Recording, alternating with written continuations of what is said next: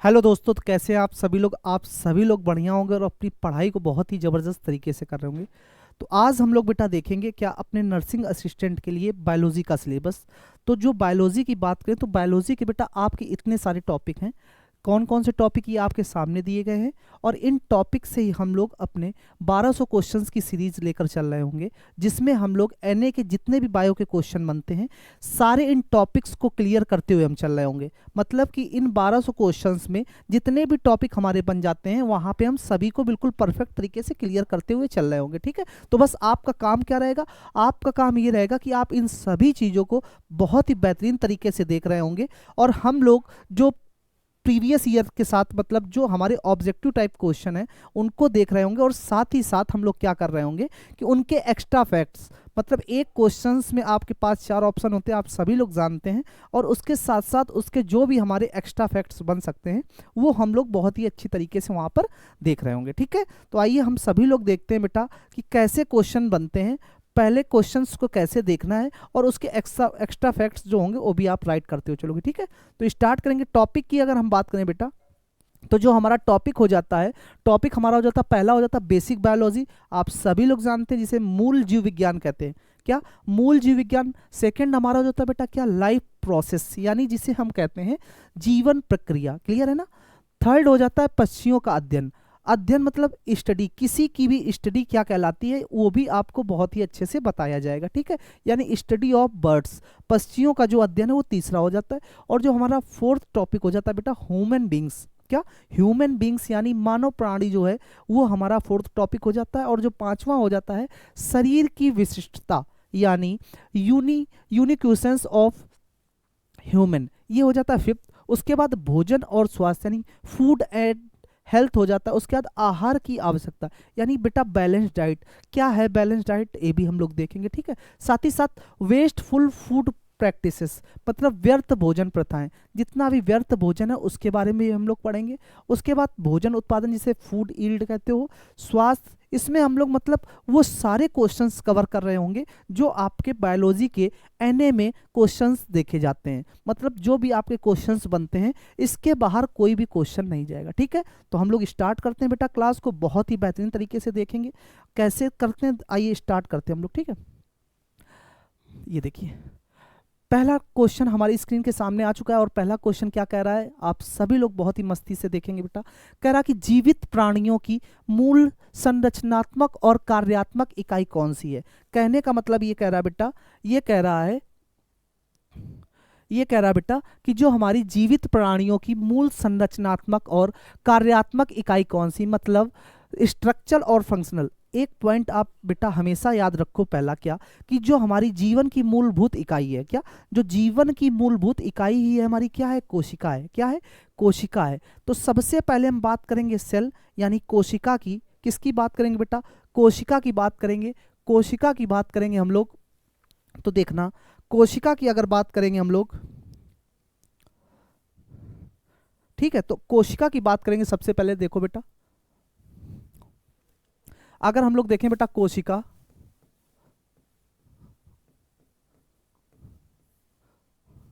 ठीक है, कोशिका बेटा जिससे आप क्या कहते हो? सेल कहते हो। क्या कहते हो? सेल कहते हो। ठीक है ना, ये तो बात क्लियर है। जो कोशिका होता है हमारा, तो इस कोशिका अगर पूछा जाए कि डेफिनेशन क्या होती है तो कहोगे सर कि जीव की सबसे छोटी इकाई। क्या? अगर कहा जाए कि कोशिका क्या होता है तो मानव शरीर छोटी छोटी कोशिकाओं से मिलकर बना होता है। कितनी कितनी? लगभग 37 ट्रिलियन है, 37.2 कहा जाता है, लेकिन 37 ट्रिलियन के आसपास आपकी कोशिकाएं होती हैं। तो मानव शरीर जो है कोशिकाओं से ही मिलकर बना है, छोटी छोटी कोशिकाएं, मतलब अनंत कोशिकाओं से मिलकर बना है आप कह सकते हो। तो ध्यान रखना जो कोशिका है हमारा सेल है, तो जीवन की या जीव की सबसे छोटी इकाई बेटा। क्या? जीव की सबसे छोटी इकाई। क्या? जीव की सबसे छोटी इकाई, सबसे छोटी इकाई बेटा। जो भी जीव है उनकी सबसे छोटी इकाई बेटा क्या कहलाती है? उसी को हम लोग कहते हैं बेटा सेल। क्या कहते हैं? उसी को हम लोग सेल कहते हैं, यानी smallest unit of the cell. ठीक है, या smallest unit of the life. ठीक है, तो जो सबसे छोटी इकाई होगी वही हमारी क्या कहलाती, वही हमारी कोशिका यानी सेल कहलाती। ठीक है, अगर हम बात करें बेटा study of cell, study of cell यानी कोशिका का अध्ययन क्या कहलाता है, स्टडी ऑफ सेल बेटा। अगर बात करें स्टडी ऑफ सेल या कोशिका का अध्ययन क्या कहलाता है, या कोशिका का अध्ययन क्या कहलाता है, कोशिका का अध्ययन क्या कहलाता है, कोशिका का अध्ययन बेटा ध्यान रखना, जो हमारा कोशिका है उसका अध्ययन कहलाता है साइटोलॉजी। क्या कहलाता है, साइटोलॉजी बेटा। ठीक है, क्या कहलाता है, तो साइटोलॉजी, साइटोलॉजी। तुम्हारे पास क्वेश्चन आएगा बेटा कि बताओ कोशिका का अध्ययन या कोशिका विज्ञान का अध्ययन क्या कहलाता है, कहोगे सर साइटोलॉजी कहलाता है। ठीक है, अब बात की जाए कि कोशिका का अध्ययन तो सर साइटोलॉजी हो गया, लेकिन कोशिका की खोज किसके द्वारा की गई थी, जिससे कोशिका का पिता भी कहा जाता है। ठीक है, तो आप ध्यान रखोगे जो कोशिका थी उसकी जो खोज थी बेटा, जो कोशिका यानी सेल थी उसकी खोज किसके द्वारा की गई थी, तो ध्यान रखना जो हमारा कोशिका यानी सेल हो जाता है इसकी खोज रॉबर्ट हुक के द्वारा की गई थी। किसके द्वारा, इसकी खोज जो की गई थी बेटा रॉबर्ट हुक के द्वारा की गई थी। किसके द्वारा, रॉबर्ट हुक के द्वारा। क्लियर है ना, रॉबर्ट हुक के द्वारा की गई थी। किसके द्वारा, रॉबर्ट हुक के द्वारा की गई थी। ठीक है, इन्हें कोशिका विज्ञान का पिता भी कहा जाता है। बात समझ में आई, जो हमारी कोशिका है, जो जीव की सबसे छोटी इकाई होती है, स्मॉलेस्ट यूनिट होती है, स्टडी ऑफ सेल आपका साइटोलॉजी कहा जाएगा। अगर बात की जाए कि खोज, तो खोज रॉबर्ट हुक के द्वारा की गई थी। इन्हें कोशिका विज्ञान का पिता भी बेटा कहा जाता है। ठीक है, जब तुमने खोज तो कर ली, लेकिन उसके बाद ये दो भागों में विभाजित हो जाती है। उसके बाद ये दो भागों में विभाजित हो जाती है बेटा कोशिका। एक आपकी मृत कोशिका पहले किस में विभाजित होती, तो मृत कोशिका में विभाजित होती। किस में, मृत कोशिका में विभाजित होती है। क्लियर है ना, मृत कोशिका जिसे आप बेटा कहते हो डेड सेल, जिसे आप कहते हो क्या, डेड सेल। और दूसरा जो है आपका क्या, जीवित कोशिका बेटा। क्या, दूसरा है आपका जीवित कोशिका। दूसरा क्या है, दूसरा हो जाता है जीवित कोशिका,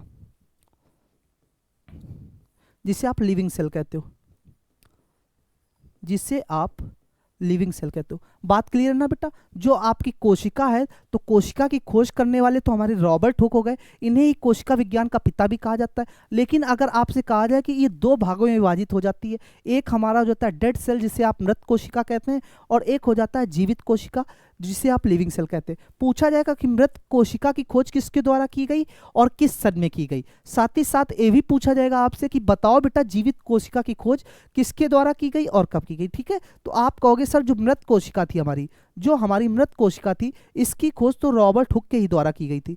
इसकी खोज रॉबर्ट हुक के ही द्वारा की गई थी सन 1665 ईस्वी में। कब, सन 1665 ईस्वी में। लेकिन जो जीवित कोशिका है इसकी खोज करने वाले एंटोनी वॉन ल्यूवेनहॉक, इसकी खोज करने वाले एंटोनी वॉन ल्यूवेनहॉक कौन हो जाते हैं बेटा, एंटोनी वॉन ल्यूवेनहॉक। और कब की थी, तो सन 1674 ईस्वी में। बात क्लियर है ना बेटा, क्या बात आपको समझ में आ गई। हमने क्या आपको बताया कि जो कोशिका है जीव की सबसे छोटी इकाई होती है यानी स्मॉलेस्ट यूनिट होती है, और जो कोशिका का अध्ययन है यानी study of cell is cytology बोला जाता है इसको। कोशिका की खोज करने वाले व्यक्ति हमारे बेटा रॉबर्ट हुक हो जाते हैं, और इन्हीं को ही कोशिका विज्ञान का जनक यानी पिता भी कहा जाता है, किसको, रॉबर्ट हुक का। इसके बाद हम लोग कोशिका को दो भाग में विभाजित करते हैं। एक हमारा हो जाता है डेड सेल जिसे आप मृत सेल कहते हो बेटा, यानी मृत कोशिका, और दूसरा लिविंग सेल यानी जिसे आप जीवित कोशिका कहते हो। मृत कोशिका की खोज करने वाले हमारे यही थे, कौन, रॉबर्ट हुक। इनके द्वारा सन 1665 ईस्वी में की गई थी। और जीवित कोशिका की खोज करने वाले हमारे थे एंटोनी वॉन ल्यूवेनहॉक बेटा, जिन्होंने सन 1674 ईस्वी में की थी। कब की थी, 1674 ईस्वी में की थी। यहाँ पे लिख लेना 1674 ईस्वी में की थी। ठीक है, कब की थी, तो सन 1674 यानी 1674 में। तो ये बातें बेटा आपकी थी किसकी, ये बातें थी आपकी सेल के बारे में यानी कोशिका के बारे में, जो आपको क्वेश्चंस में देखने को मिल रही होंगी, और बहुत ही अच्छे तरीके से आप क्वेश्चंस को वहां पे कर भी रहे होंगे। क्लियर है ना ये बात।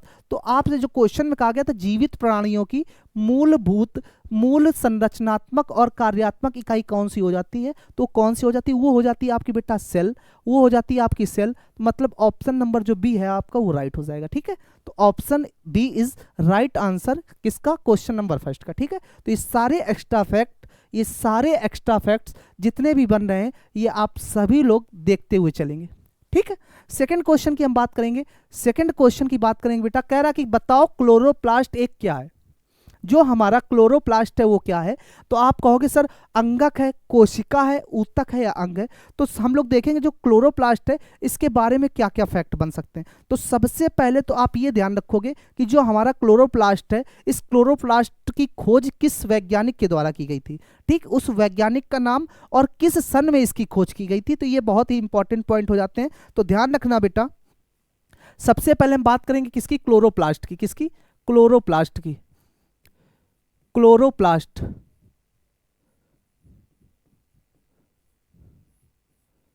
किसकी हम बात करेंगे, क्लोरोप्लास्ट बेटा, क्लोरोप्लास्ट की बात करेंगे।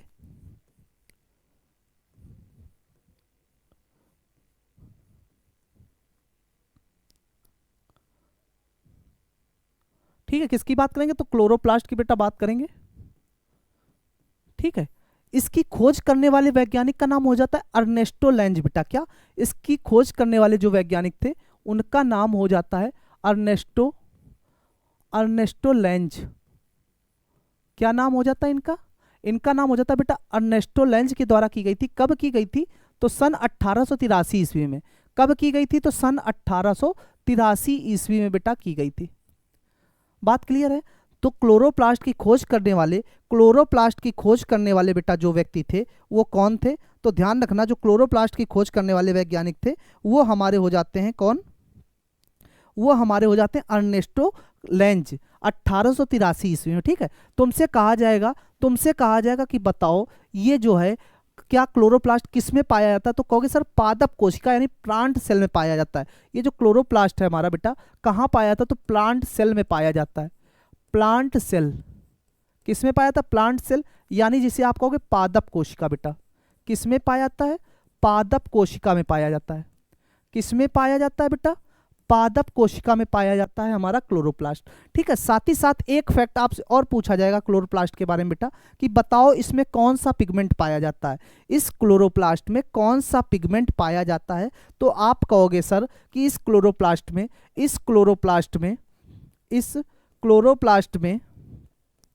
कौन सा, क्लोरोफिल बेटा। कौन सा पिगमेंट, तो क्लोरोफिल नामक पिगमेंट पाया जाता है।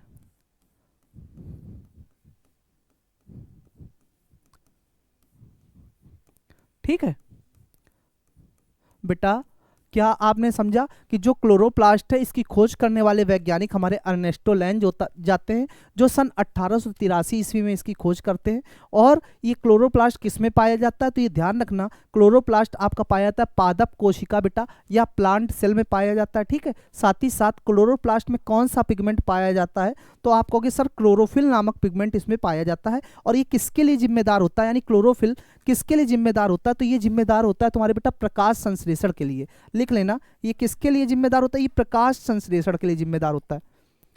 प्रकाश संश्लेषण के लिए जिम्मेदार होता है। किसके लिए, तो प्रकाश संश्लेषण के लिए, प्रकाश संश्लेषण के लिए जिम्मेदार होता है।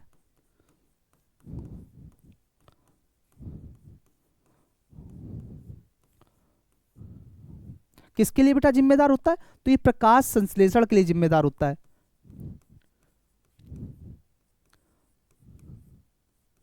ठीक है, किसके लिए जिम्मेदार होता है, तो ये प्रकाश संश्लेषण के लिए जिम्मेदार होता है। कौन, क्लोरोफिल हमारा। ठीक है, अगर पूछा जाए साथ ही साथ कि क्लोरोप्लास्ट बेटा किससे बना होता है, जो हमारा क्लोरोप्लास्ट होता है, तो लिख लेना जो हमारा क्लोरोप्लास्ट होता है ग्राना और स्ट्रोमा से बना होता है। किससे, ग्राना और स्ट्रोमा से बने होते हैं। किससे, ग्राना और स्ट्रोमा से बने होते हैं।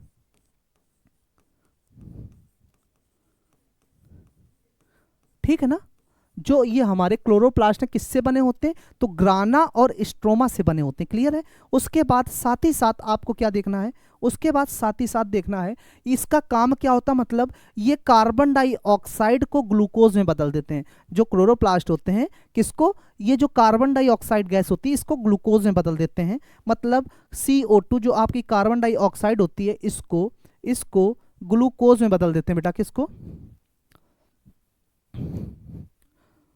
ठीक है, ध्यान रखना जो हमारा CO2 है इसको इसको ग्लूकोज में बदल देते हैं,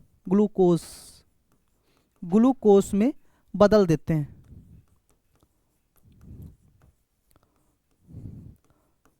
ठीक है ना। ये जो हमारा CO2 यानी कार्बन डाइऑक्साइड और ग्लूकोज जो होता है बेटा, अगर बात की जाए ग्लूकोज की तो ग्लूकोज का फॉर्मूला जो हो जाता है वो ध्यान रखना C6H12O6 हो जाता है। क्या हो जाता है? C6H12O6 हो जाता है। तो सारी बातें ये आपको बेटा यहाँ से ध्यान रखनी है। किसके बारे में? क्लोरोप्लास्ट के बारे में, कि सर क्लोरोप्लास्ट जो हमारा है, जो हमारा क्लोरोप्लास्ट है, इसकी खोज करने वाले बेटा वैज्ञानिक कौन हो जाते हैं? अर्नेस्टो लैंज हो जाते हैं।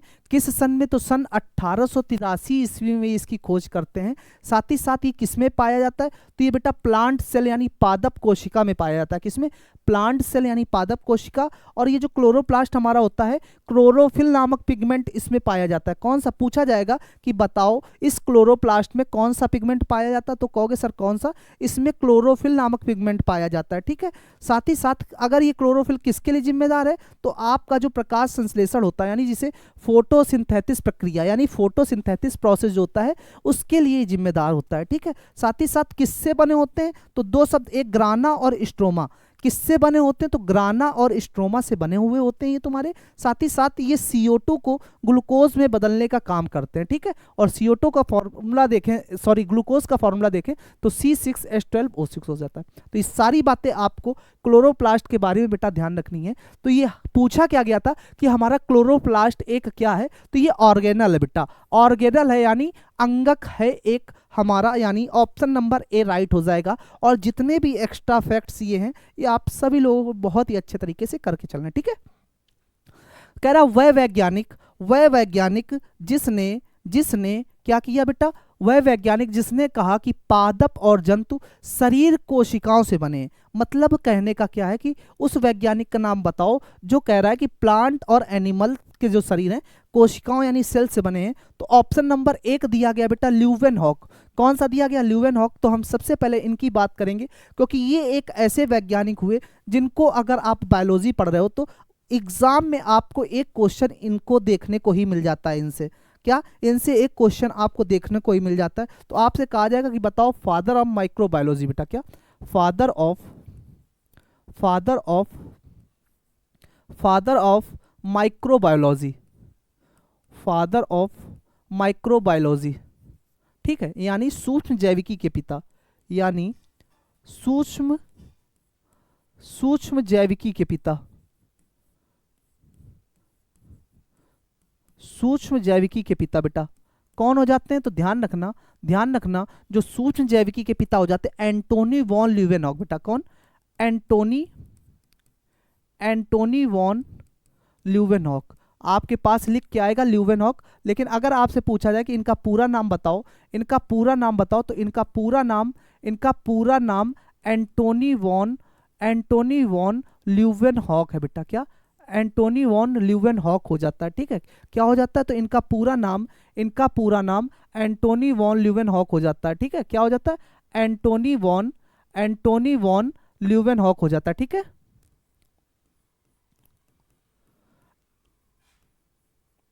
एंटोनी वॉन ल्यूवेनहॉक हो जाता है। क्लियर है ना? एंटोनी वॉन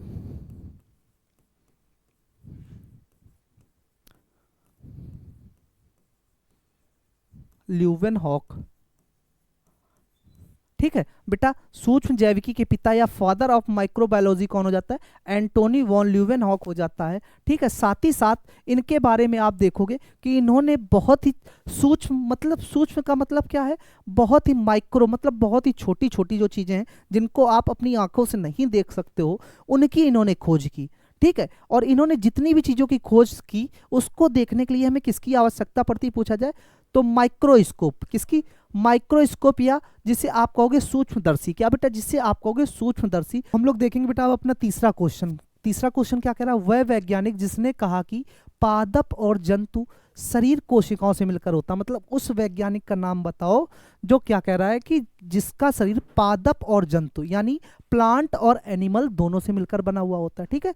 तो ऑप्शन आपके पास है ल्यूवेनहॉक, रॉबर्ट ब्राउन, डुट्रोसे और इनमें से कोई नहीं। तो हम बात करेंगे सबसे पहले वैज्ञानिक जो हमारे हो जाते हैं कौन, एंटोनी वॉन ल्यूवेनहॉक। ये एक वो वैज्ञानिक हुए बेटा जिनको अगर आपने जीव विज्ञान पढ़ी और इनके बारे में ना पढ़ा तो आपने अपनी जानकारी अधूरी रखी, क्योंकि इन्होंने वो सारे काम किए जिससे आपका एग्जाम में क्वेश्चन जरूर बनता है।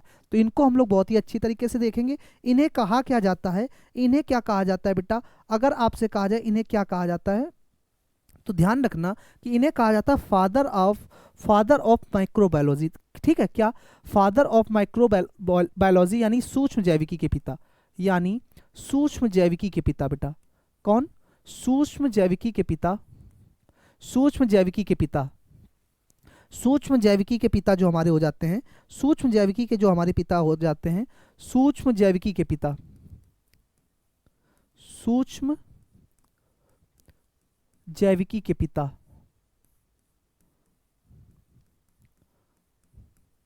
ठीक है, या फादर ऑफ माइक्रोबायोलॉजी। कौन बेटा, फादर ऑफ माइक्रोबायोलॉजी।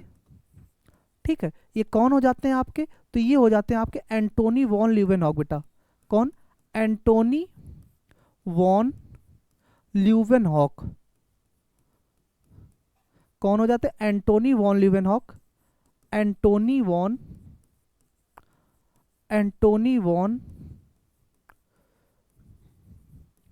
ल्यूवेनहॉक। ठीक है, कौन हो जाते हैं, तो जो हमारे फादर ऑफ माइक्रोबायोलॉजी हो जाते हैं, कौन बेटा, एंटोनी वॉन ल्यूवेनहॉक हो जाते हैं। ठीक है, ये ध्यान रखिएगा, इनको सूक्ष्म क्यों कहते हैं, मतलब इन्होंने जिन जिन चीज़ों की खोज की वो बहुत ही सूक्ष्म यानी छोटे, उनको हम अपनी आंखों से बेटा नहीं देख सकते। क्या, इन्होंने जिस चीज़ की खोज की वो बहुत ही छोटे थे यानी बहुत ही माइक्रो थे, इनको हमें देखने के लिए किसकी आवश्यकता पड़ती, तो माइक्रोस्कोप की, यानी सूक्ष्मदर्शी के द्वारा हम इनको देख सकते हैं। किसके द्वारा, सूक्ष्मदर्शी के द्वारा इनको देख सकते हैं। तो ध्यान रखना, अगर बात की जाए इन्होंने किसकी किसकी खोज की, तो इन्होंने सबसे पहले आप ध्यान रखो कि इन्होंने जीवित कोशिका की खोज की थी। आपसे पूछा जाएगा कि बताओ जीवित कोशिका की खोज करने वाले कौन थे, यानी डिस्कवरी ऑफ लिविंग सेल बेटा। क्या, जीवित कोशिका, जो हमारी जीवित कोशिका है, जीवित कोशिका की खोज, जीवित कोशिका की खोज, जीवित कोशिका की खोज किसने की, तो ये हमारी की बेटा किसने, एंटोनी वॉन ल्यूवेनहॉक, यानी डिस्कवरी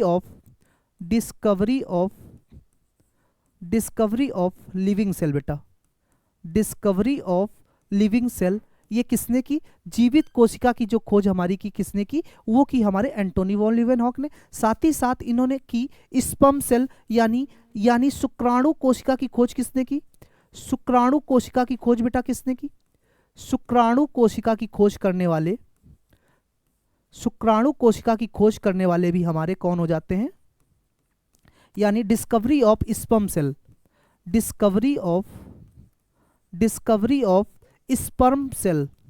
क्लियर ना बात, मतलब ये सूक्ष्म जैविकी के पिता थे और इन्होंने उन सब चीज़ों की खोज की, मतलब जिनको हम अपनी आंखों से नहीं देख सकते हैं, जिन्हें देखने के लिए हमें किसकी, माइक्रोस्कोप यानी सूक्ष्मदर्शी के द्वारा हम इनको देख सकेंगे। जैसे जीवित कोशिका की खोज किसने की, इन्होंने की, कब की पूछा जाए अगर, तो बेटा ध्यान रखना इन्होंने 1674 ईस्वी में, कब, 1674 ईस्वी में इन्होंने खोज की थी किसकी, जीवित कोशिका यानी लिविंग सेल की। साथ ही साथ शुक्राणु कोशिका की खोज भी इन्हीं ने की, जिसे आप कहते हो स्पर्म सेल। साथ ही साथ सबसे ज़्यादा इंपॉर्टेंट हो जाता है बेटा बैक्टीरिया। क्या, तो ध्यान रखना, एक पॉइंट यहाँ पे और लिखना, इन्होंने बैक्टीरिया यानी जीवाणु की खोज भी की थी, इन्होंने बैक्टीरिया यानी जीवाणु की खोज भी की थी, जीवाणु की खोज भी इन्हीं के द्वारा की गई थी, यानी discovery of bacteria, discovery of bacteria, discovery of bacteria. Clear बेटा, मतलब इन्होंने सारी उन चीज़ों की खोज की। अगर आपके हाथ पे बैक्टीरिया बैठ जाए तो आप ऐसे उसको नहीं देख सकते हो, उसको देखने के लिए आपको किसकी जरूरत पड़ेगी, माइक्रोस्कोप या सूक्ष्मदर्शी की। तो इसलिए आप ध्यान रखोगे इनके बारे में कि इन्होंने जीवित कोशिका, शुक्राणु कोशिका और जीवाणु, ध्यान रखना शॉर्टकट में इनका नाम आपको मिलेगा बेटा ल्यूवेनहॉक। क्या मिलेगा, ल्यूवेनहॉक। अगर कहा जाए इनका पूरा नाम क्या था, तो एंटोनी वॉन ल्यूवेनहॉक के द्वारा इनको पूरे नाम से जानते हैं। ठीक है, जिन्हें फादर ऑफ माइक्रोबायोलॉजी कहा जाता है। ठीक है, तो ये तो था आपका पहला ऑप्शन। जो दूसरा ऑप्शन था रॉबर्ट ब्राउन, रॉबर्ट ब्राउन ने क्या किया था बेटा, तो यहाँ पे आप देखोगे कि जो रॉबर्ट ब्राउन थे इन्होंने केंद्रक यानी न्यूक्लियस की खोज की थी। किसकी खोज की, तो लिख लेना यहाँ पे, जो हमारे रॉबर्ट ब्राउन थे बेटा, कौन, जो हमारे रॉबर्ट ब्राउन थे, रॉबर्ट ब्राउन थे, इन्होंने किसकी, न्यूक्लियस यानी केंद्रक कह सकते हो आप इसे, क्या बेटा, इन्होंने केंद्रक की खोज की थी। सन पूछ लिया जाए तो सन 1831। किस सन में, रॉबर्ट ब्राउन के द्वारा केंद्रक की खोज की गई थी। किस सन में की गई थी, तो सन 1831 ईस्वी में इन्होंने केंद्रक की खोज की थी। ठीक है, लेकिन आपसे जो क्वेश्चन में कहा गया था, कि उस वैज्ञानिक का नाम बताओ जिसने कहा कि जो प्लांट और एनिमल मतलब पादप और जंतु शरीर कोशिकाओं से बना है, तो वो ऑप्शन हमारा हो जाता है बेटा डुट्रोसे। कौन सा ऑप्शन हो जाता है, उस ऑप्शन को आप ध्यान रखोगे, डुट्रोसे हो जाता है, यानी ऑप्शन नंबर सी हो जाता है। ये सारे एक्स्ट्रा फैक्ट्स हैं जो आपको लर्न करके ही जाने हैं। ठीक है, क्योंकि इससे क्वेश्चन आप अगर क्वेश्चन बन रहा है तो एंटोनी वॉन ल्यूवेनहॉक को आप बहुत ही अच्छे से पढ़ोगे, इससे क्वेश्चन जरूर बनेगा आपका। ठीक है, तो इसका जो जवाब हो जाएगा वो हो जाएगा ऑप्शन नंबर सी, डुट्रोसे बेटा। क्लियर। नेक्स्ट क्वेश्चन क्या कह रहा है, कह रहा कि कोशिका सिद्धांत किसके द्वारा प्रस्तावित किया गया था। जो हमारा कोशिका विज्ञान था, तो कोशिका विज्ञान जिसे आप सेल थ्योरी कहते हो, क्या कहते हो, सेल थ्योरी कहते हो। तो सबसे पहले तो आप ये ध्यान रखो, स्टडी ऑफ सेल। अगर हम बात करें स्टडी ऑफ सेल बेटा, स्टडी ऑफ सेल क्या कहलाता है, साइटोलॉजी बेटा। क्या, स्टडी ऑफ सेल क्या कहलाता है, साइटोलॉजी। यानी जो हमारा कोशिका विज्ञान का अध्ययन है, कोशिका विज्ञान का अध्ययन है, इसे क्या कहते हो बेटा, इसे आप कहते हो साइटोलॉजी। ठीक है, ये ध्यान रखना, साइटोलॉजी। और अगर पूछ लिया है डेफिनेशन कि जो ये हमारी कोशिका है, ये है क्या, तो जीव की सबसे छोटी इकाई है बेटा। क्या, मानव शरीर की सबसे छोटी इकाई, मतलब मानव शरीर कई विभिन्न कोशिकाओं से मिलकर हमारा बना हुआ होता है। लगभग पूछा जाए तो 37 ट्रिलियन के आसपास सेल होती हैं। तो आप इतना ध्यान रखो कि जो हमारा सेल है इसको साइटोलॉजी कहते हैं स्टडी को, और मानव शरीर कई छोटी छोटी कोशिकाओं से मिलकर बना हुआ है। ठीक है, अगर पूछा जाए साथ में कि कोशिका की खोज करने वाले, तो कोशिका की खोज आपकी की गई थी रॉबर्ट हुक के द्वारा। किसके द्वारा, कोशिका की खोज करने वाले आपके थे बेटा रॉबर्ट हुक। अगर ऑप्शन में पूछ लिया है कि बताओ कोशिका विज्ञान के पिता कौन है, तो कहोगे क्या सर, रॉबर्ट हुक ही हमारे क्या है, कोशिका विज्ञान के पिता हो जाते हैं। और आगे चल के कोशिका को हम दो भागों में विभाजित कर देते हैं। क्या, आगे चल के हम कोशिका को दो भागों में विभाजित कर देते हैं। एक भाग हमारा हो जाता है मृत कोशिका और एक हो जाता है हमारा जीवित कोशिका बेटा। ठीक है, अगर आपसे पूछा जाए कि कोशिका के पिता कौन है, तो वो तो आपके कौन हो गए, रॉबर्ट हुक। लेकिन आगे चल के हमने इसको दो पार्ट में डिवाइड कर दिया बेटा। एक है हमारा डेड सेल, और एक है हमारा लिविंग सेल। क्लियर है ना ये बात। डेड सेल जिसे आप मृत कोशिका कहते हो, और एक है हमारा बेटा जिसे आप जीवित कोशिका कहते हो।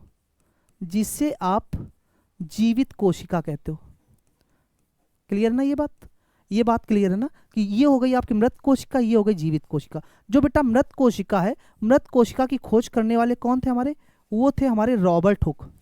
कौन थे, रॉबर्ट हुक। किस सन में करते हैं, तो 1665 में। सन पूछा जाए तो 1665 में। और जो जीवित कोशिका है, लिविंग सेल है, इसकी खोज करने वाले एंटोनी वॉन ल्यूवेनहॉक।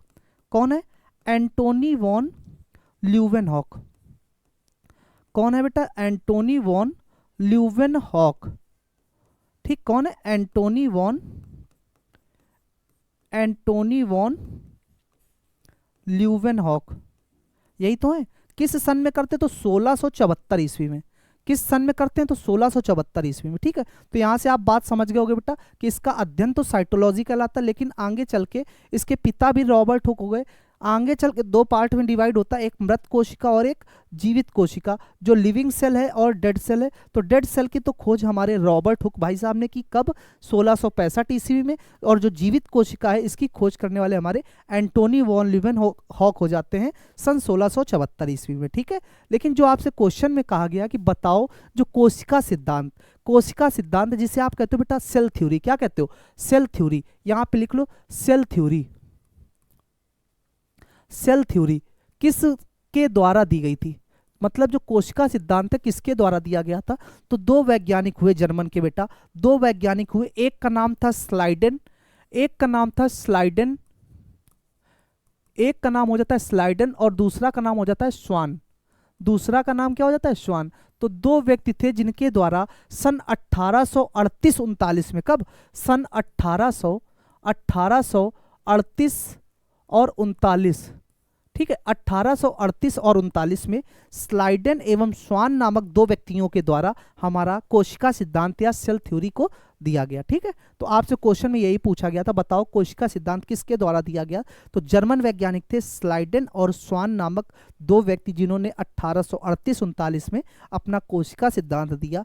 अगर आपसे साथ ही साथ पूछ लिया कि बताओ स्वान का दूसरा नाम क्या है, तो पूरा नाम क्या है? तो स्वान का पूरा नाम हो जाता है थियोडोर स्वान। बेटा क्या यहाँ पे लिखना चाहो तो इनका पूरा नाम था थियोडोर स्वान और इनका पूरा नाम स्लाइडन का मैथियास स्लाइडन, क्या मैथियास स्लाइडन इनका पूरा नाम हो जाता है और इनका थियोडोर स्वान हो जाता है। तो ये सारी जानकारी आपकी थी। और रॉबर्ट हुक जो ऑप्शन में दिया गया है, इन्होंने आपकी बता दिया है, कोशिका की खोज की थी, साथ ही साथ मृत कोशिका की 1665 में। तो जो इसका ऑप्शन हो जाएगा, इसका ऑप्शन आपका बेटा हो जाएगा ऑप्शन नंबर बी, कि कोशिका सिद्धांत की खोज करने वाले हमारे स्लाइडन एवं स्वान नामक दो व्यक्ति थे, जिनके द्वारा सन 1838 से 39 में इसकी खोज की गई थी।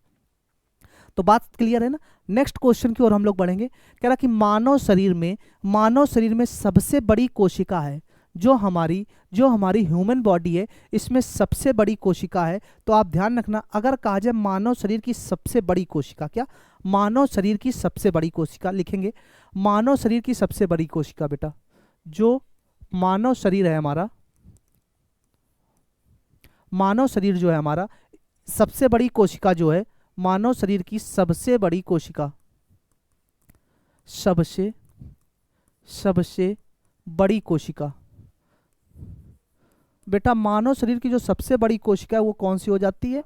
तो कहोगे स्त्री का जो अंडाणु होता है, क्या स्त्री का जो अंडाणु होता है, जिसे आप ओवम कहते हो, क्या स्त्री का जो अंडाणु होता है, स्त्री का जो अंडाणु होता है बेटा, वही हो जाता है हमारा क्या, स्त्री का जो अंडाणु होता है, स्त्री का जो अंडाणु होता है, ये हमारा क्या हो जाता है? मानव शरीर की सबसे बड़ी कोशिका हो जाती है, जिसे बेटा क्या कहते हो? ओवम कहते हो। क्या कहते हो? जिसे आप ओवम कहते हो, जिसे आप क्या कहते हो? ओवम कहते हो। ठीक है, ओवम अगर पूछा जाए इस ओवम का व्यास कितना होता है, इस ओवम का व्यास यानी डायामीटर क्या होता है, तो कहोगे सर 0.1 मिलीमीटर।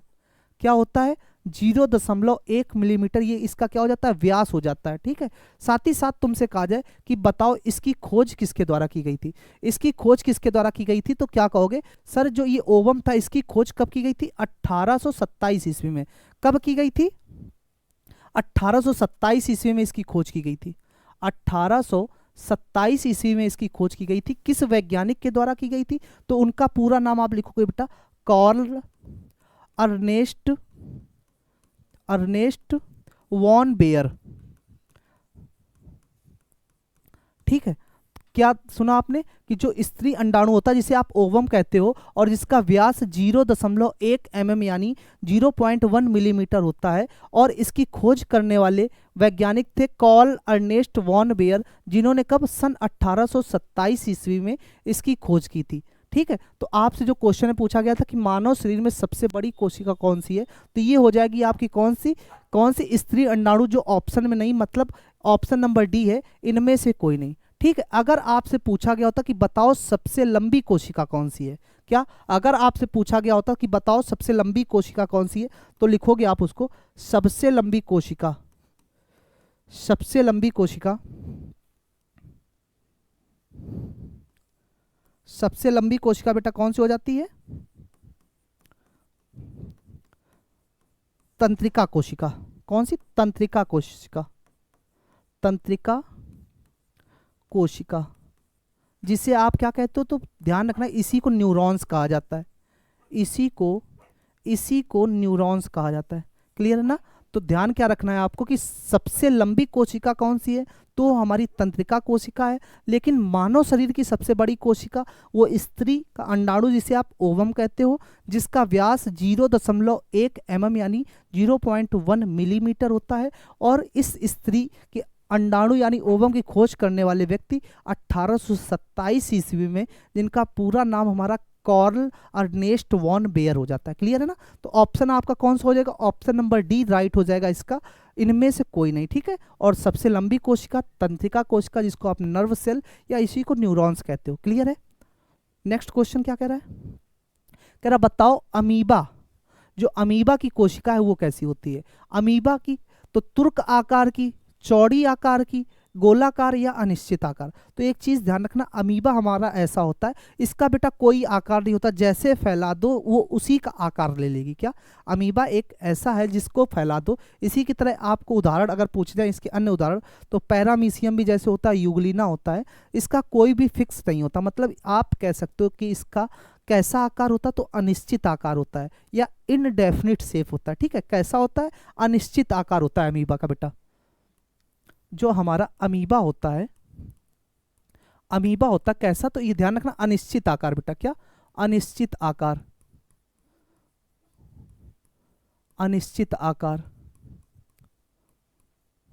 ठीक, क्या? अनिश्चित आकार यानी indefinite cell, indefinite shape, indefinite shape. ठीक, आकार कैसा? तो इनडेफिनिट शेप यानी अनिश्चित आकार। पूछा जाए कि बताओ इस अमीबा की खोज कब हुई थी और किसके द्वारा की गई थी? तो आप कहोगे सर ये जो अमीबा था इसकी खोज 1757 ईस्वी में रोसेनहॉफ के द्वारा की गई थी। किस वैज्ञानिक का नाम? ध्यान रखना, रोसेनहॉफ। अगर इनका पूरा नाम पूछा जाए तो रोसेल वॉन रोसेनहॉफ। क्या लिखना? इसकी खोज कब की गई थी? तो सन 1757 ईस्वी में। उस वैज्ञानिक का नाम रोसेनहॉफ, लेकिन पूरा नाम पूछा जाए तो रोसेल वॉन बेटा। क्या?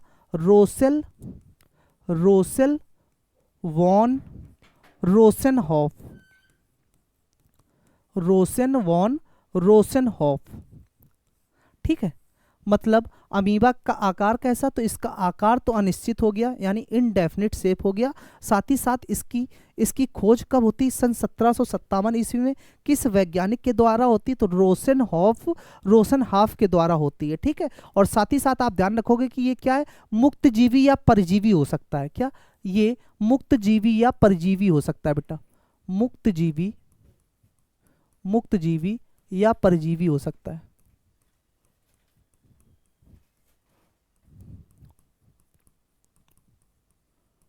ठीक है, तो ये सारी बातें आपको अमीबा के लिए याद करनी है। और इसके जैसे दो उदाहरण आपको पैरामीशियम और यूग्लिना भी इसी के होते हैं। ठीक है, पैरामीशियम और यूग्लिना भी हो जाएगा। तो जो ऑप्शन आपको दिया गया बेटा इनडेफिनिट शेप यानी अनिश्चित आकार, ऑप्शन नंबर डी राइट हो जाएगा। ठीक है, नेक्स्ट क्वेश्चन क्या कह रहा है? बताओ एक कोशिकीय जीवों को गोलाकार आकार बनाए रखने में प्रभावित करने वाला कारक कौन सा है? गोलाकार बेटा, इस शब्द को आपको देखना है गोलाकार। जैसे वर्षा की बूंदें होती है उनको गोलाकार बनाया जाता, तो उसमें किसकी आवश्यकता होती है? तो आप कहोगे सर सरफेस टेंशन, जिसे आप कहते हो पृष्ठ तनाव, या इसी को आप सतह तनाव भी कहते हो। ठीक है, तो ध्यान क्या रखोगे? जो गोलाकार की बात की गई है, गोलाकार की बात की गई है, तो यहाँ से आप ध्यान रखोगे सरफेस टेंशन। क्या? यहाँ से आप ध्यान रखोगे बेटा सरफेस टेंशन, सरफेस टेंशन, या इसी को पृष्ठीय तनाव या पृष्ठ तनाव कहते हैं। पृष्ठ तनाव या इसी को सतही तनाव कहते हैं। क्या? इसी को सतही तनाव भी कहते हैं। ठीक है, और जो कहा जाए साथ ही साथ कि जो ये सरफेस टेंशन है, इसमें जो न्यूनतम सतह क्षेत्र होता है, क्या इसका जो न्यूनतम सतह क्षेत्र होता है वो कैसा होता है? तो गोलाकार होता है। इसी से हम पहचानेंगे कि क्या होगा, हमारा पृष्ठीय क्षेत्रफल कैसा होगा। तो लिखना चाहो तो लिख सकते हो क्या कि इसका जो न्यूनतम सतह होता है, न्यूनतम सतह क्षेत्र, न्यूनतम सतह क्षेत्र किस आकार में होता है? तो गोलाकार आकार में होता है। कैसा होता है बेटा? गोलाकार आकार में होता है। ठीक है, जो मतलब इसका सबसे मिनिमम क्षेत्र होगा वो कैसा होगा? हमारा गोलाकार होगा। और उसी से हम पहचानेंगे ये हमारा कैसा है, पृष्ठीय क्षेत्रफल, या इसी को आप कहोगे सतही क्षेत्रफल या सतही तनाव। ठीक है, सतही तनाव यानी ऑप्शन नंबर ए। अगर बात की जाए श्यानता की, तो श्यानता क्या होता है? ये गति को करता है। क्या? ये गति को प्रभावित करता है, गति को प्रभावित करता है, ना कि आकार को बेटा, ना कि आकार को। क्लियर है ना। जो हमारी श्यानता जिसे आप कहते हो विस्कोसिटी बेटा, तो ये गति यानी मोशन को प्रभावित करता है, ना कि हमारे शेप यानी आकार को प्रभावित करता है। ठीक है, तो आपका ऑप्शन जो हो जाएगा सतही तनाव या सरफेस टेंशन हो जाएगा। ठीक है, नेक्स्ट क्वेश्चन क्या कह रहा कि निम्नलिखित में से कौन सा एक कोशिकीय जीव संगठित नाभिक नहीं रखता है। मतलब वह कौन सा जीव है जो एक कोशिकी यानी यूनिसेलुलर जिसे आप कहते हो जीव संगठित नाभिक नहीं रखता है। एक कोशिका मतलब क्या होता है बेटा, जो एक कोशिका से मिलकर बना हो, जो एक कोशिका से मिलकर बना हो। जैसे अभी आपका उदाहरण था अमीबा। अमीबा हमारा क्या है, तो अमीबा ध्यान रखना एक कोशिकीय जीव है या यूकैरियोटिक जीव है। क्या है, एक कोशिकीय जीव या यूकैरियोटिक जीव है, यूनिसेलुलर है। ठीक है, इसी तरह से आपसे ये कह रहा कि बताओ निम्नलिखित में से कौन सा एक कोशिकीय जीव है जो जीव संगठित नाभिक नहीं रखता। तो ध्यान रखना आप, इसका जो ऑप्शन है वो हो जाएगा जीवाणु बेटा। क्या, इसका जो ऑप्शन है जीवाणु, जिसे आप कहते हो बैक्टीरिया, जिसे आप क्या कहते हो बैक्टीरिया। और ये बैक्टीरिया एक कोशिकीय नहीं होता, क्या है ये प्रोकैरियोटिक होता है। पूछा जाए क्या है, तो प्रोकैरियोटिक बेटा, प्रोकैरियोटिक। ठीक है, क्या है हमारा, प्रोकैरियोटिक है। और प्रोकैरियोटिक है तो ध्यान रखना ये जीव संगठित नाभिक नहीं रखता है। ये क्या करता है, जीव जो संगठित नाभिक है उसको नहीं रखता है। अगर बात की जाए इसकी खोज, तो इसकी खोज आपकी एंटोनी वॉन ल्यूवेनहॉक के द्वारा की गई थी। एंटोनी वॉन ल्यूवेनहॉक के द्वारा की गई थी। एंटोनी वॉन ल्यूवेनहॉक के द्वारा की गई थी।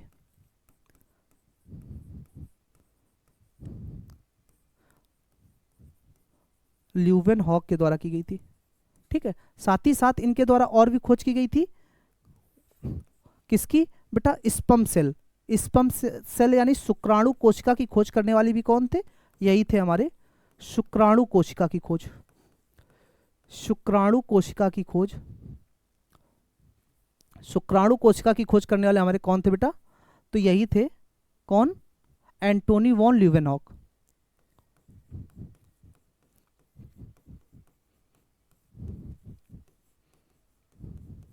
यानी डिस्कवरी ऑफ स्पर्म सेल।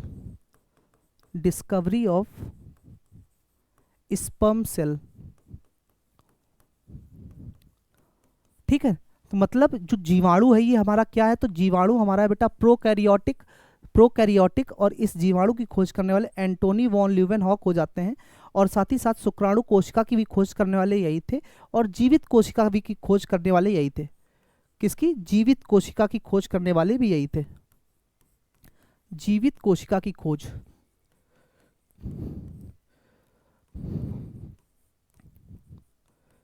यानी discovery of living cell.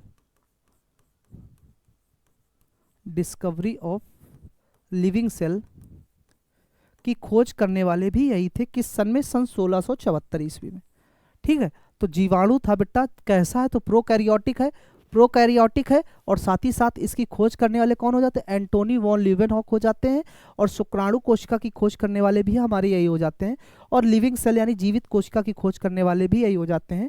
Question आपसे कहा गया कौन सा राइट होगा, तो ऑप्शन नंबर ए। और अमीबा दिया गया, तो अभी बताया था अमीबा हमारा कैसा है, अनिश्चित आकार होता है। मतलब ये कोई भी आकार ले सकता है, इनडेफिनिट शेप में होता है। और इसकी खोज करने वाले 1757 ईस्वी में रोसेनहॉफ थे। ये सारी बातें आपको अभी बताई हैं। ठीक है, नेक्स्ट क्वेश्चन की ओर हम लोग बढ़ेंगे बेटा। नेक्स्ट क्वेश्चन कह रहा कि बहुकोशिकीय जीव की कोशिकाएं सामान्यता होती हैं। मतलब जो बहुकोशिकीय है हमारा, जो हमारा बहुकोशिकीय है उसकी जीव की कोशिकाएं जो होती हैं कैसी होती हैं, तो टेट्राहेड्रल, या इसी को आप पॉलीहेड्रल कहोगे बेटा। क्या, बहुफलकी। कैसी होती है, बहुफलकी या पॉलीहेड्रल। कैसा होता है, पॉलीहेड्रल बेटा। क्या है, बहुकोशिकीय जीव की कोशिकाएं सामान्यता कैसी होती हैं, ऑप्शन ध्यान रखना, ना ही ट्रायंगुलर होती और ना ही रेक्टेंगुलर होती। कैसी होती, तो पॉलीहेड्रल होती, यानी जिसे आप कहोगे बहुफलकी होती हैं। कैसी, बहुफलकी होती। अगर आपसे बात की जाए कोशिका की, तो ध्यान रखना जो कोशिका होती है ये हमारे शरीर की सबसे छोटी इकाई होती है। क्या, जीव की सबसे सूक्ष्मतम इकाई बेटा, जीव की सबसे छोटी इकाई यानी स्मॉलेस्ट यूनिट होती है। स्मॉलेस्ट यूनिट होती है, ठीक है। और इसी के साथ साथ सेल थ्योरी पूछा है कि सेल थ्योरी किसके द्वारा दी गई थी, या कोशिका सिद्धांत। सेल थ्योरी 1838 और 39 ईस्वी में दी गई थी बेटा। कब? 1838 और 39 ईस्वी में दो व्यक्ति हुए, एक स्लाइडेन और स्वान। स्लाइडेन एवं स्वान दोनों जर्मन के वैज्ञानिक थे बेटा, दोनों जर्मन के वैज्ञानिक थे। अगर स्लाइडेन का नाम कहा जाए तो इनका नाम था मैथियास स्लाइडेन, पूरा नाम क्या था? Matthias Schleiden. और स्वान का पूरा नाम था थियोडोर स्वान, ठीक है। तो क्वेश्चन में आपसे कहा गया था कि बताओ बहुकोशिकीय जीव की कोशिकाएं कैसी होती हैं, तो आप कहोगे बेटा बहुफलकी यानी पॉलीहेड्रल होगी, ठीक। कैसी होंगी? Polyhedral. Next question, next question क्या कह रहा है? प्रोटोप्लाज्म और कोशिका रस के बीच अंतर किसने दिया? जो हमारा प्रोटोप्लाज्म है और कोशिका रस है, इसके बीच अंतर देने वाले कौन है? तो आप कहोगे कि सर जो प्रोटोप्लाज्म और कोशिका रस के बीच अंतर है ये किस वैज्ञानिक के द्वारा दिया गया? तो ये हमारे हुए ह्यूगो वॉन मोहल। क्या नाम था बेटा इनका? ह्यूगो वॉन मोहल, इनके द्वारा, ठीक है। ध्यान क्या रखना है कि इनका पूछा जा सकता है इनका जन्म कब हुआ था और कहाँ हुआ था। तो आप कहोगे सर इनका जन्म सन 1805 ईस्वी को जर्मनी में हुआ था, और इनकी मृत्यु कब होती है? तो इनकी मृत्यु सन 1872 ईस्वी में हो जाती। तो लिखेंगे हम लोग इनका जो जन्म था बेटा, इनका जो जन्म था सन 1805 ईस्वी में होता है। कब? सन 1805 ईस्वी में होता है। कहाँ पर होता है? तो जर्मनी। कहाँ पर होता है? तो जर्मनी। जर्मनी जिसकी राजधानी बेटा बर्लिन हो जाती है, ठीक है। क्या हो जाती है? बर्लिन हो जाती है। और इनकी मृत्यु कहाँ होती है? इनकी मृत्यु आपकी हो जाती है सन 1872 ईस्वी में। कब हो जाती है? इनकी मृत्यु 1872 ईस्वी में हो जाती है। तो किसके द्वारा किया गया था? ह्यूगो वॉन मोहल के द्वारा किया गया था, जिनका जन्म सन 1805 ईस्वी को जर्मनी में होता है और इनकी मृत्यु 1872 ईस्वी में होती है। साथ ही साथ एक पॉइंट इनका और ध्यान कर लेना, इन्होंने ही प्रोटोप्लाज्म शब्द सबसे पहली बार दिया था सन 1846 ईस्वी में। क्या? इनके द्वारा ही, इन्हीं के द्वारा ही बेटा प्रोटोप्लाज्म शब्द दिया गया था 1846 ईस्वी में। कब? लिख लेना 1846 ईस्वी। 1846 में प्रोटोप्लाज्म प्रोटोप्लाज्म प्रोटोप्लाज्म शब्द दिया गया, शब्द दिया गया, ठीक है। तो क्या ध्यान रखना है कि जो हमारे ह्यूगो वॉन मोहल थे, इनके द्वारा ही सन 1846 ईस्वी में प्रोटोप्लाज्म शब्द दिया गया था, और इनकी जन्म 1805 ईस्वी में जर्मनी में होता है, और मृत्यु कब हो जाती है इनकी? इनकी मृत्यु सन 1872 ईस्वी में हो जाती है। तो ऑप्शन नंबर जो आपका राइट हो जाएगा सी, ह्यूगो वॉन मोहल। नेक्स्ट कह रहा नाभिकांक मुख्यतः क्या करता है? जो हमारा नाभिकांक होता है मुख्यतः क्या करता है? तो ऑप्शन की बात करें तो ऑप्शन राइट हो जाएगा आरएनए। लेकिन चारों ऑप्शन के बारे में हम लोग देखेंगे बेटा। एक ऑप्शन आपको दिया गया है आरएनए। क्या? एक हो गया आरएनए, एक हो गया डीएनए, ठीक है, एक हो गया एडीपी, और एक हो गया एटीपी, ठीक है। ये आपसे चारों इंपॉर्टेंट फुल फॉर्म हो जाते हैं, ये चारों आपसे पूछे जाते हैं इंपॉर्टेंट फुल फॉर्म। जो आरएनए है बेटा, इसका होता है राइबो न्यूक्लिक एसिड। क्या होता है? Ribo nucleic acid. Ribo nucleic acid हो जाता है हमारा आरएनए, ठीक। और जो हमारा डीएनए हो जाता है वो हो जाता है डीऑक्सी राइबो न्यूक्लिक एसिड। क्या हो जाता है? तो डीऑक्सी राइबो न्यूक्लिक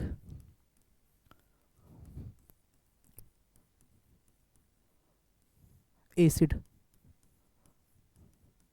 ठीक है। आरएनए तो हो जाता है राइबो न्यूक्लिक एसिड, और डीएनए हो जाता है डीऑक्सी राइबो न्यूक्लिक एसिड, और जो एडीपी है वो हो जाता है एडिनोसिन एडिनोसिन बेटा। क्या? डाइफॉस्फेट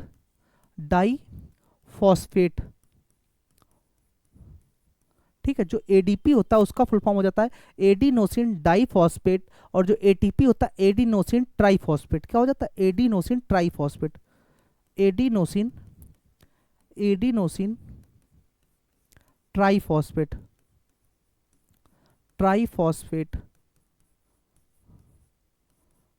ठीक है, तो ये चारों चीजें आपको ध्यान रखनी है बेटा, ये चारों आपसे पूछे जा सकते हैं कि आरएनए का फुल फॉर्म क्या होता है।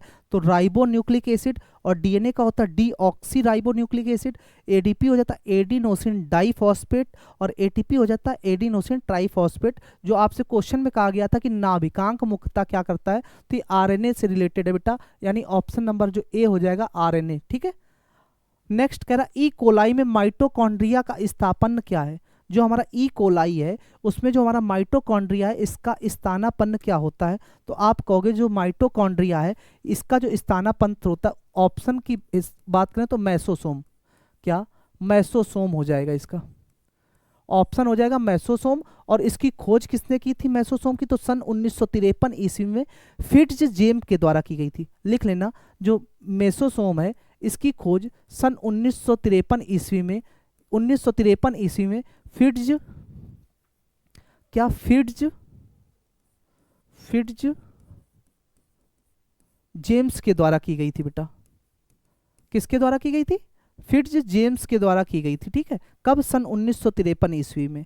तो ऑप्शन और क्या दिए गए, एक दिया गया राइबोसोम दिया गया है, गोल्जी बॉडी दिया गया, माइटोकॉन्ड्रिया। तो अगर हम साथ ही साथ बात कर लें बेटा माइटोकॉन्ड्रिया की, साथ ही साथ माइटोकॉन्ड्रिया की बात कर लें, माइटोकॉन्ड्रिया, तो ये क्या होता है, ये power house of the cell, power house of the cell. जो हमारा माइटोकॉन्ड्रिया होता है इससे हम लोग कोशिका का ऊर्जागृह कहते हैं, या कोशिका का पावर हाउस भी कहते हैं बेटा।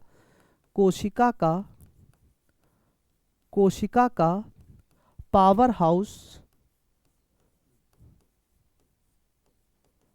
या कोशिका का ऊर्जागृह भी कहते हैं, कोशिका का ऊर्जागृह भी कहते हैं। ठीक है, तो माइटोकॉन्ड्रिया की बात की जाए तो इससे हम लोग power house of the cell या कोशिका का ऊर्जागृह भी कहते हैं। लेकिन आपसे जो क्वेश्चन कहा गया था कि ई कोलाई में माइटोकॉन्ड्रिया का स्थापन क्या है, तो आप कहोगे क्या हो जाता है बेटा, मेसोसोम हो जाता है। जिस मेसोसोम की खोज हमारी 1953 ईस्वी में किस वैज्ञानिक के द्वारा, फिट्ज जेम्स के द्वारा की गई थी। ठीक है, और साथ ही साथ अगर राइबोसोम की बात की जाए तो इसे प्रोटीन की फैक्ट्री कहा जाता है। क्या, प्रोटीन की फैक्ट्री कहा जाता है बेटा, प्रोटीन की फैक्ट्री कहा जाता है, फैक्ट्री ऑफ प्रोटीन कहा जाता है किसको, राइबोसोम को कहा जाता है। तो ये सारे फैक्ट्स आपको बेटा ध्यान रखना है। और गोल्जी बॉडी की बात की जाए तो इसका काम क्या होता है, पैकेजिंग और परिवहन का काम होता है। जो पैकेजिंग और व्हीकल यानी परिवहन का काम करता है वो हमारा कौन होता है, वो हमारा गोल्जी बॉडी होता है। ठीक है, तो आपसे क्वेश्चन में जो कहा गया था तो उसका ऑप्शन हो जाएगा, वो ऑप्शन आपका बेटा हो जाएगा मेसोसोम, और मेसोसोम की खोज फिट्ज जेम्स के द्वारा की गई थी। ठीक है, नेक्स्ट कह रहा मध्य पटलिका मुख्यतः किससे बनी होती है। जो हमारी मध्य पटलिका होती है मुख्यतः किससे बनी होती है, ऑप्शन दिया गया है। फर्स्ट ऑप्शन है आपका क्लोरोफिल बेटा, और बी ऑप्शन है Na यानी सोडियम, H हाइड्रोजन और P फॉस्फोरस यौगिक के साथ बनी होती है। थर्ड ऑप्शन है आपका बेटा NaCl, NaCl जो आपका क्या होता है, साधारण नमक जिसे आप सोडियम क्लोराइड भी कहते हो। और लास्ट ऑप्शन दिया गया कैल्शियम पैक्टेट यौगिक। तो सारे ऑप्शन हम लोग देखेंगे। क्लोरोफिल की अगर बात की जाए तो ये क्लोरोफिल बेटा क्या होता है, एक पिगमेंट होता है। क्या होता है, एक पिगमेंट होता है। और ये पिगमेंट किस में पाया जाता है, तो आप कहोगे सर जो हमारा क्लोरोफिल पिगमेंट है ये क्लोरोप्लास्ट में पाया जाता है। किस में पाया जाता है, क्लोरोप्लास्ट में पाया जाता है। ये ध्यान रखना है आपको, ठीक है, कि किस में पाया जाता है। तो आप कहोगे कि सर जो हमारा क्लोरोफिल पिगमेंट है ये किस में पाया जाता है, क्लोरोप्लास्ट में पाया जाता है। क्लोरोप्लास्ट की खोज किसने की थी, सन 1883 ईस्वी में की गई थी। कब, सन 1883 ईस्वी में की गई थी। ध्यान रखना है आपको। अर्नेस्टो लैंज, अगर नाम भी पूछ लिया जाए तो अर्नेस्टो लैंज। क्लोरो कब, 1883 ईस्वी में, और नाम इसका क्या, अर्नेस्टो लैंज, अर्नेस्टो लैंज के द्वारा की गई थी बेटा। ठीक है ना, मतलब क्लोरोप्लास्ट में क्लोरोफिल पिगमेंट पाया जाता है। और अगर कहा जाए जिम्मेदार किसके लिए होता है, तो यही क्लोरोफिल हमारा जिम्मेदार होता है बेटा प्रकाश संश्लेषण के लिए। किसके लिए जिम्मेदार होता है, तो ये जिम्मेदार होता है प्रकाश संश्लेषण, जिसे आप कहते हो फोटोसिंथेसिस प्रोसेस। क्या कहते हो, जिसे फोटोसिंथेसिस प्रोसेस कहते हो। ठीक है, तो इस क्लोरोप्लास्ट की खोज 1883 ईस्वी में अर्नेस्टो लैंज के द्वारा कर दी जाती है। ठीक है, सेकेंड ऑप्शन आपका दिया गया है सोडियम Na हाइड्रोजन और पी फॉस्फोरस, ठीक है। और थर्ड ऑप्शन दिया गया NaCl। NaCl आपका बेटा क्या होता है, इसे बोलते हैं साधारण नमक। क्या बोलते हैं, साधारण, साधारण नमक बोलते हैं बेटा, या इसी को सोडियम क्लोराइड भी बोलते हैं। क्या, सोडियम क्लोराइड।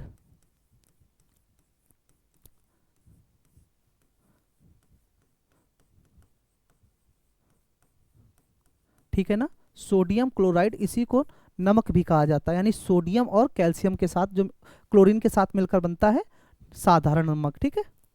जो लास्ट ऑप्शन आपका दिया गया कैल्शियम पेक्टेट यौगिक, तो मध्य पटलिका मुख्यतः जो होती है वो किससे बनी होती है, तो आप कहोगे सर वही बनी होती है हमारी कैल्शियम पेक्टेट यौगिक। किससे, कैल्शियम पेक्टेट यौगिक से बनी होती है मध्य पटलिका भूमिका। और कैल्शियम क्या है, तो ध्यान रखना ये हमारा क्षारीय मृदा धातु का एक तत्व है, क्षारीय मृदा धातु में आता है, अल्कली अर्थमेटिक में आता है, ठीक है।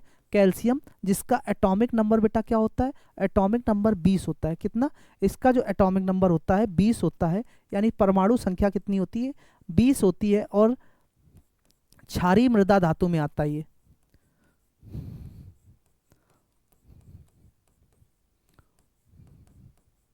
ठीक है बेटा, तो जो ऑप्शन राइट हो जाएगा ऑप्शन नंबर डी इसका बिल्कुल करेक्ट जवाब हो जाएगा, ठीक है। नेक्स्ट कह रहा कोशिका झिल्ली किसे घेरती है। पहली बात तो ये ध्यान रखो, जो बात की जा रही है सेल मेम्ब्रेन की बेटा, इसको हम एक और नाम से जानते हैं जिसे प्लाज्मा झिल्ली भी कहते हैं, ठीक है, प्लाज्मा मेम्ब्रेन भी कहते हैं। तो ध्यान रखना कोशिका झिल्ली को हम लोग प्लाज्मा झिल्ली भी कहते हैं, ठीक है। क्या, जो हमारी कोशिका झिल्ली है,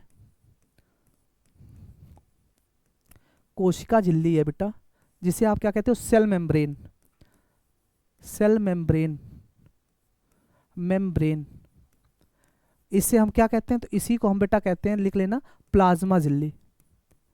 इसी को हम लोग प्लाज्मा झिल्ली भी कहते हैं, या प्लाज्मा मेम्ब्रेन।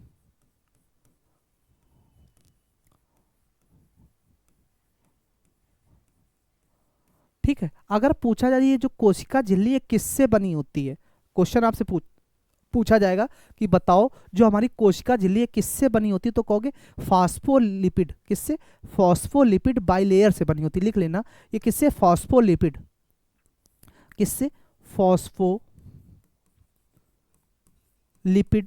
बाइलेयर से मिलकर बनी होती है बेटा, फॉस्फोलिपिड बाइलेयर। क्वेश्चन पूछा गया है बेटा, ध्यान रखना कि क्या जो हमारी कोशिका झिल्ली होती है किससे मिलकर बनी होती है, तो कहोगे सर ये फॉस्फोलिपिड बाइलेयर से मिलकर बनी होती है। और जो प्रोटोप्लाज्म होता है वो किन दो का सम होता है, एक साइटोप्लाज्म और दूसरा आपका हो जाता है नाभिक। जो हमारा प्रोटोप्लाज्म होता है बेटा, जो हमारा प्रोटोप्लाज्म होता है, पूछा है किससे मिलकर बना होता, तो कहोगे साइटोप्लाज्म और नाभिक, साइटोप्लाज्म प्लस न्यूक्लियक यानी नाभिक। ठीक है ना, बात समझ में आई। और अगर बात की जाए कि इस झिल्ली की खोज किसने की, तो ध्यान रखना इसकी खोज करने वाले ओवर्टन थे। किस सन में करते हैं, तो 1895 ईस्वी में, 1895 ईस्वी में झिल्ली की खोज होती है। और कौन करते हैं, तो ओवर्टन। ठीक है, किसके द्वारा की जाती है, तो ओवर्टन के द्वारा की जाती है। तो ये सारी बातें आपको ध्यान रखनी है बेटा कि जो हमारी कोशिका झिल्ली यानी सेल मेम्ब्रेन होती है, इसे प्लाज्मा झिल्ली भी कहा जाता है, यानी प्लाज्मा मेम्ब्रेन भी कहा जाता है। ये किससे मिलकर बनी होती है, तो ये हमारी फॉस्फोलिपिड बाइलेयर से मिलकर बनी हुई होती है बेटा। और ये जो प्रोटोप्लाज्म नाम आपने शब्द सुना है, किसके सम का मतलब किसका योग होता है, तो ये होता है हमारा साइटोप्लाज्म और नाभिक का योग होता है।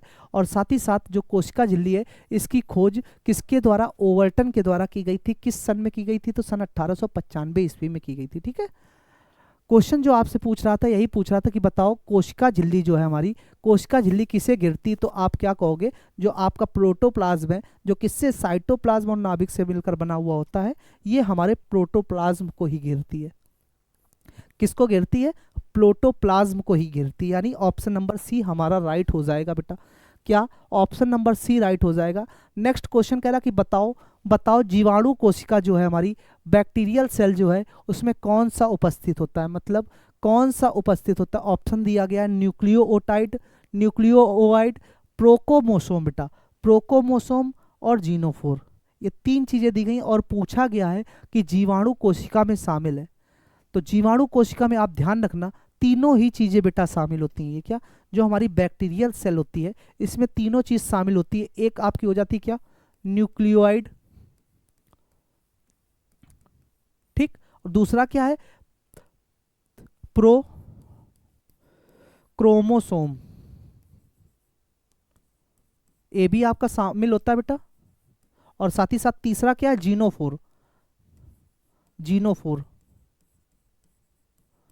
ये तीनों ही आपके किसमें बेटा शामिल होते हैं, तो ध्यान रखना बैक्टीरियल सेल में, बैक्टीरियल सेल यानी जीवाणु कोशिका, जीवाणु कोशिका में बेटा शामिल होते हैं ये तीनों।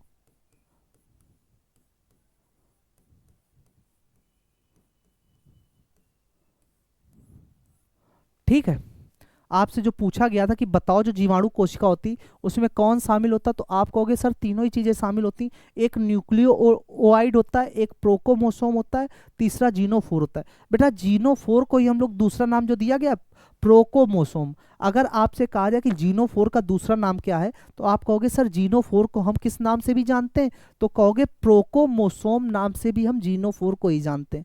ठीक है, तो ये तीनों चीजें आपकी पाई जाती हैं किसमें, जीवाणु कोशिका यानी बैक्टीरियल सेल में पाई जाती हैं। तो ऑप्शन तो राइट हो जाएगा आपका ऑल द अबव, यानी उपरोक्त सभी जितने ऑप्शन दिए गए हैं ये राइट हो जाएंगे, और जो आपके तीनों आपके सामने भी हैं। ठीक है, और खोज आपको पता ही है, इसकी खोज करने वाली जो हमारी बैक्टीरियल सेल है उसके हमारे एंटोनी वॉन ल्यूवेनहॉक ही हैं। ठीक है, तो ऑप्शन के हिसाब से चलें तो ऑप्शन राइट हो जाएगा ऑप्शन नंबर डी।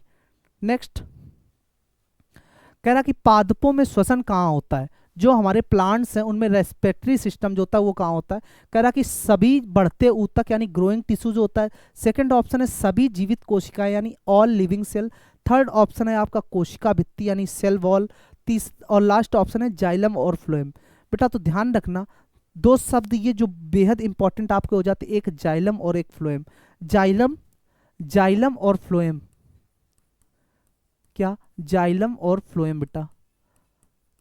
ठीक है, जा से जाइलम और बेटा जा से जल याद कर लो, क्या याद कर लो, जा से जाइलम और जा से जल। मतलब जाइलम का काम होता है कि प्रत्येक जड़ को जल पहुंचाना, क्या, जल देने का काम कौन करता है, तो वो हमारा करता है जल। और बचा क्या, फ्लोएम, तो फ्लोएम का काम होता है भोजन पहुंचाना, क्या, भोजन पहुंचाने का जो काम होता है वो हमारा कौन कर देता है, तो वो हमारा फ्लोएम के द्वारा किया जाता है। तो बस दो चीजें आपको ध्यान रखनी, जाइलम जा से जाइलम जा से जल, और फ्लोएम हमारा भोजन का काम करता है। ठीक है, और क्वेश्चन में आपसे पूछा कि पादपों में श्वसन कहाँ होता है, तो जो हमारे प्लांट होते हैं, जो हमारे प्लांट होते हैं, तो प्लांट में जो रेस्पिरेटरी सिस्टम होता है यानी जो हमारे पादप होते हैं, पादप होते हैं, तो उसमें सभी कोशिकाएं बेटा जितनी भी हमारी क्या है, जितनी भी हमारी ऑल लिविंग सेल हैं, all living cell, all living cell यानी सभी जीवित कोशिकाएं, सभी जीवित कोशिकाएं। और इन जीवित कोशिकाओं की खोज करने वाले आप सभी लोग जानते हो सन 1674 ईस्वी में, सन 1674 ईस्वी में एंटोनी वॉन ल्यूवेनहॉक हो जाते हैं बेटा। ठीक, तो पादपों में रेस्पिरेटरी सिस्टम कहाँ होता है, तो सभी जीवित कोशिकाओं में होता है। और इस सभी जीवित कोशिकाओं की खोज 1674 ईस्वी में किसके द्वारा की गई थी, तो एंटोनी वॉन ल्यूवेनहॉक के द्वारा की गई थी। तो आपसे यही पूछा है, और ऑप्शन डी आपका इंपॉर्टेंट है, ध्यान रखना। जाइलम की बात की गई है, तो जाइलम क्या है, जा से जाइलम जा से जल, और फ्लोएम, फ्लोएम क्या हो जाता है, आपका भोजन हो जाता है। ठीक है, तो ऑप्शन आपका कौन सा राइट हो जाएगा बेटा, ऑप्शन नंबर जो बी दिया गया है जाइलम। तो ये आज हम लोगों ने बेटा क्वेश्चन देखे, क्वेश्चन भले कम हुए लेकिन आपने जो उसके साथ कंटेंट तैयार किया है, जितने भी एक्स्ट्रा फैक्ट हैं हमारे, बहुत ही अच्छी तरीके से आप उनको पढ़ेंगे और अपनी कॉपी में सारे फैक्ट्स एक साथ नोट डाउन करते हुए चलेंगे। ठीक है, इसी तरह हम लोग ये जो बायोलॉजी की सीरीज़ रहेगी 1200 क्वेश्चंस की, इसी से सारे क्वेश्चन देख रहे होंगे और इन्हीं से क्वेश्चन आपको वहाँ पे देखने को मिलेंगे। ठीक है, तो नेक्स्ट क्लास में कल हम लोग देख रहे होंगे, इसके आगे कंटिन्यू कर रहे होंगे। तब तक के लिए थैंक यू।